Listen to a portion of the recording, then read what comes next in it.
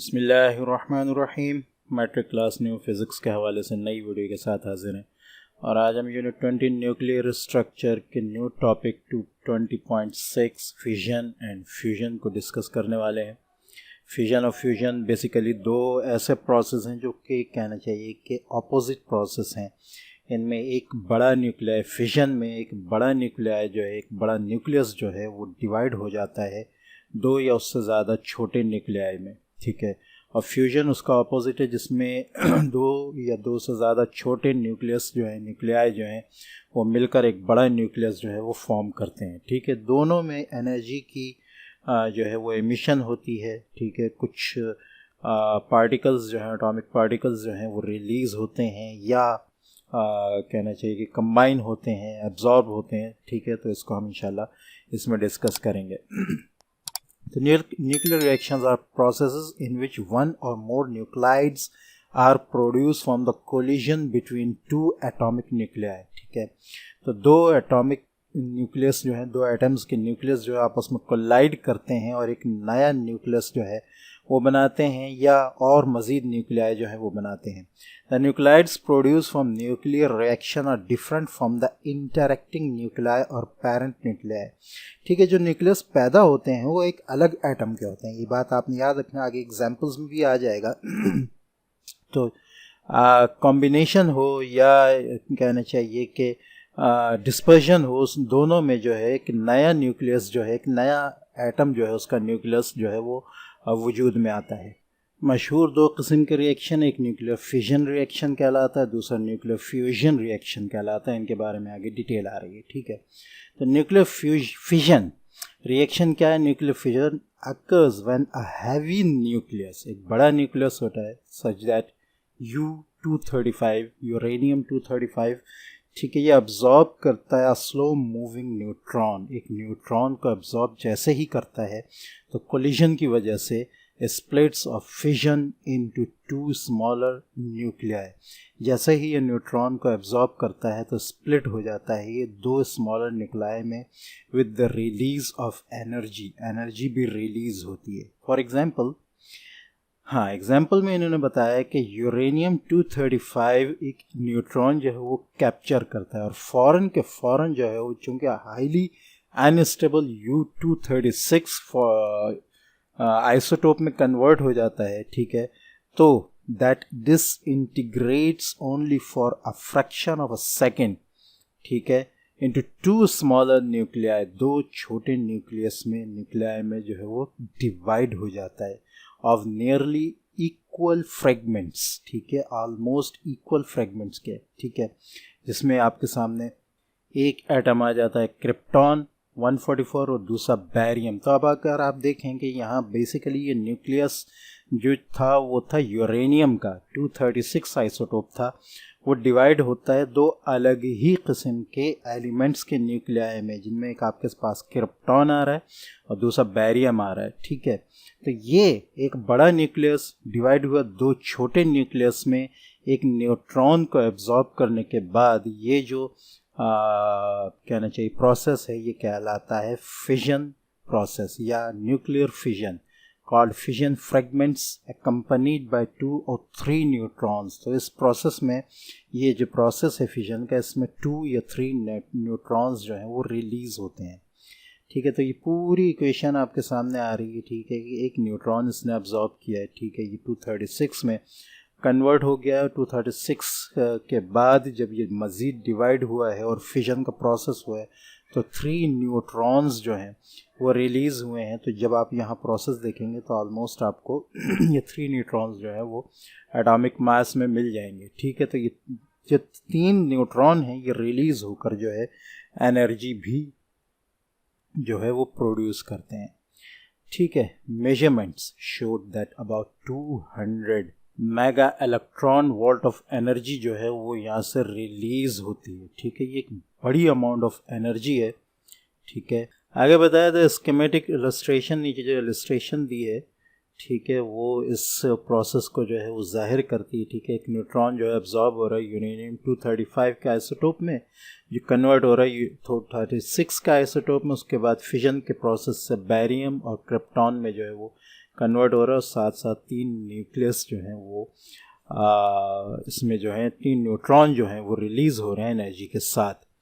ये प्रोसेस जो है एक चेन रिएक्शन में भी होता है, क्योंकि इसके अंदर एनर्जी रिलीज़ होती है साथ के साथ, तो लिहाजा ये हो सकता है कि वो एक चेन के तौर पर आगे चल जाए और मुसलसल ये प्रोसेस होता रहे। तो फिजन में जो है फिजन के अंदर चेन रिएक्शन भी होता है। तो each nuclear fission a few neutrons are emitted, these neutrons can in turn trigger further nuclei to undergo. क्योंकि न्यूट्रॉन जो रिलीज हो रहे हैं इसमें, ठीक है, तो ये हो सकता है कि ये आगे किसी और एटम के साथ, किसी और न्यूक्लियाई के साथ जो है वो कंबाइन होके, उसके साथ एब्जॉर्ब होके जो है वो मज़ीद फिजन के जो रिएक्शन है उसको बढ़ाएं और ये एक चेन रिएक्शन के तौर पर जो है वो चलता रहे। तो ये बहुत ख़तरनाक होता है और मैसिव एनर्जी जो है इसमें रिलीज़ होती है, ठीक है। तो इसको रोकना जो है वो बहुत ज़्यादा ज़रूरी होता है, वरना नुकसान हो सकता है। तो न्यूक्लियर रिएक्टर्स में जो है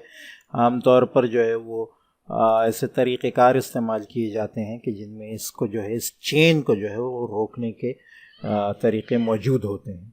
नेक्स्ट आपके पास है न्यूक्लियर फ्यूजन, ठीक है। Nuclear fusion occurs when two light nuclei combine to form a heavier nucleus with the release of energy, ठीक है। तो ये फिजन का बिल्कुल यूँ कहें कि उलट है, ठीक है। उसमें एक बड़ा न्यूक्लियस जो है वो डिवाइड होता है 2 छोटे न्यूक्लियस में, ठीक है, 2 या 2 से ज़्यादा छोटे न्यूक्लियस में। उसमें 2 छोटे न्यूक्लियस लाइट न्यूक्लियस जो है, लाइट न्यूक्लियाई जो है कंबाइन होते हैं कि हैवियर न्यूक्लियस बनाते हैं। एग्जाम्पल में इन्होंने दिया है कि ड्यूट्रियम की मिसाल दी है। ड्यूट्रियम जो है वो फ्यूज़ होता है ट्रिटियम के साथ। ड्यूट्रियम का जो न्यूक्लियस है वो ट्रिटियम के न्यूक्लियस के साथ, यानी आइसोटोप जो हाइड्रोजन का 2 मास नंबर वाला जो आइसोटोप है वो 3 मास नंबर वाले आइसोटोप से जो है वो फ्यूज़ होता है, ठीक है। और उसके बाद जो है एक नया न्यूक्लियस जो है वो पैदा करता है, उससे बनता है, ठीक है, जो हीलियम का न्यूक्लियस होता है, ठीक है। या आप उसको कह सकते हैं कि अल्फ़ा पार्टिकल होता है, ठीक है। और उसके साथ साथ एनर्जी भी जो है वो रिलीज़ होती है, ठीक है। तो ये इक्वेशन भी है, इसमें हाइड्रोजन के दोनों आइसोटोप जो हैं वो कंबाइन हो रहे हैं। तो आप मास नंबर देख सकते हैं कि एक न्यूट्रॉन जो है वो रिलीज़ हो रहा है एनर्जी के साथ, ठीक है।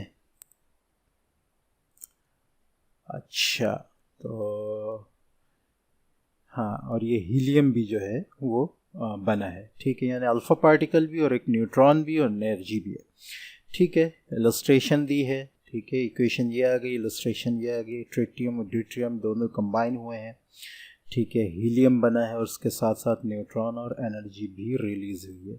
The total mass of the final nuclei is always less than the mass of the original nuclei. ये बात आपने याद रखनी है फ्यूजन में भी, ठीक है, कि जो फाइनल जो नया न्यूक्लियस बना होगा उसका जो मास होगा वो पिछले न्यूक्लियस से जो है वो हमेशा कम होगा। This loss of mass produces nuclear energy. ये जो है न्यूक्लियर एनर्जी इस लॉस की वजह से जो है वो बनती है।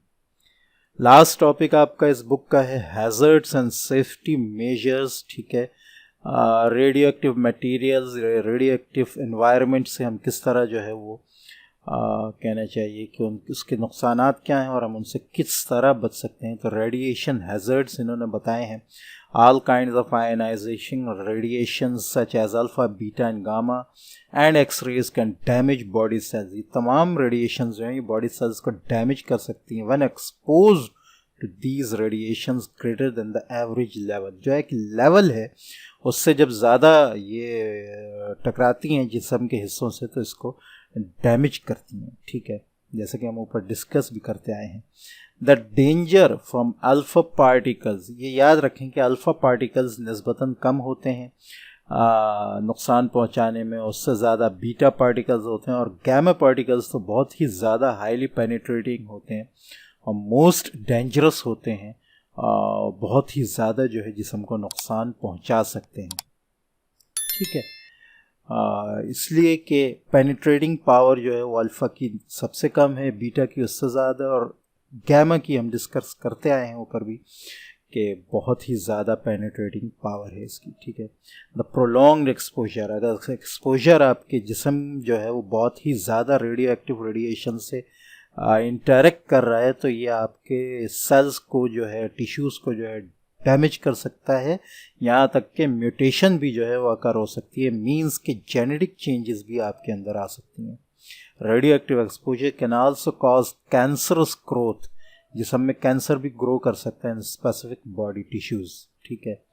सेफ्टी मेजर्स, बचा कैसे जाए इनसे। While working in the radiology department in hospitals, मुख्तलिफ इन्होंने यहाँ नीचे बताए हैं कि किस तरह हम बच सकते हैं, ठीक है। बहुत हॉस्पिटल्स में, उसके अलावा रिएक्टर्स में, लेबॉर्ट्रीज़ में, इंडस्ट्रीज़ में जहाँ रेडिएशन इस्तेमाल हो रही है तो हम क्या क्या कर सकते हैं। Number 1, keep all radio active sources at a safe distance. सबसे पहले कि हम जितने भी सोर्सेज हैं रेडियो एक्टिव उनको एक ख़ास डिस्टेंस में रखें, जिस्म से, बॉडी से दूर रखें। Number 2, minimize the time spent near radioactive materials. कम अज़ कम जो है, जितना कम हो सके उन रेडियो एक्टिव मटीरियल्स के पास रहें, कम से कम वक्त गुजारें, ठीक है, जितनी ज़रूरत हो उतना गुजारें। वियर पर्सनल प्रोटेक्टिव इक्विपमेंट्स, जितने इक्विपमेंट्स आपको बताए जाएं रेडिएशन से बचने के लिए उनको ज़रूर इस्तेमाल करें, including lab coat, gloves, safety glasses, ठीक है, क्लोज टोज शूज़, ठीक है, जिनसे पैर छुपे हुए हों, इस किस्म के। Number 4, the lapel the dosimeter badge always and monitor regularly. Lapel the dosimeter के बारे में यहाँ बताया, radiation dosimeter is a scientific device that detects and measures dose uptake of external high energy ionizing beta, gamma and x-rays. मुख्तसरन ये कि एक device है जो डिटेक्ट करती है कि आप कितना इनटेक जो है या एब्जॉर्प्शन जो है वो इन रेज की, रेडिएशन रेज की जो है ले रहे हैं। This badge is labelled by the people working with the radioactive materials. तो उन लोगों के लगी होती है जो इस किस्म की जगह पे काम कर रहे होते हैं, उससे पता ये चलता है कि कहीं किसी ख़तरनाक हद तक जो है वो आपने जो है इनटेक तो नहीं कर लिया, एब्जॉर्ब तो नहीं कर लिया रेडिएशंस को, ठीक है। तो ये जो है देखते रहते हैं इससे कि कितनी अमाउंट जो है वो इन हो रही है या एब्जॉर्ब हो रही है, ठीक है। उससे फ़ायदा ये होता है कि ज़्यादा जो है रेडिएशन जिस्म के अंदर नहीं जाती, जिससे कि जिस्म को नुकसान हो सके। Do not eat, drink, smoke और touch exposed area of skin. जो स्किन का खुला हिस्सा है, ऐसी एरियाज़ में, ऐसे वर्किंग रूम में जहाँ रेडियो आइसोटोप्स मौजूद हैं, तो एक तो एक्सपोज ना करें, और अगर एक्सपोज है तो उससे कोई चीज़ खाएं ना। Use tongs to handle radioactive sources, ठीक है, चिमटा जिसे हम कहते हैं, चिमटी वगैरह इस्तेमाल करें जिससे कि रेडियो एक्टिव सोर्सेज को आप हैंडल कर सकें। After use must return the source immediately to its lead boxes. जो लेड बॉक्सेस ख़ास इसके होते हैं जो रेडिएशन को कम से कम निकलने देते हैं। यूज़ के बाद इन चीज़ों को उसके अंदर रखा जाए। All radioactive sources should be kept in thick lead containers. बहुत ज़्यादा यानी मोटे लेड कंटेनर्स में रखा जाए इन सोर्सेज को, ताकि कम से कम रेडिएशन हो सके। Dispose of all radioactive waste under permitted regulation और statutory control. मीन्स कि जितना भी वेस्ट वगैरह इसका आता है तो उसको रेगुलराइज यानी रेगुलेट किया जाए, ठीक है, कंट्रोल किया जाए, ताकि उससे मज़ीद कोई नुकसान ना हो सके। तो आज आपके मैट्रिक के तमाम आलमोस्ट डिमॉन्स्ट्रेशन लेसन्स कंप्लीट हो गए। लास्ट इस चैप्टर के न्यूमेरिकल्स, एमसीक्यूज़ और वर्क एग्जांपल्स हैं। वर्क एग्जांपल और एमसीक्यूज़ तो हैं, बाकी देखेंगे न्यूमेरिकल्स हैं या नहीं है, ठीक है। तो ये रह गए हैं, वो भी इंशाल्लाह कंप्लीट हो जाएंगे। उसके बाद हमारी फ़िज़िक्स मैट्रिक की न्यू फ़िज़िक्स कंप्लीट हो जाएगी और फिर हम इंशाल्लाह इम्तहानात की तैयारी शुरू करेंगे। अस्सलामु अलैकुम वरहमतुल्लाहि वबरकातुहू।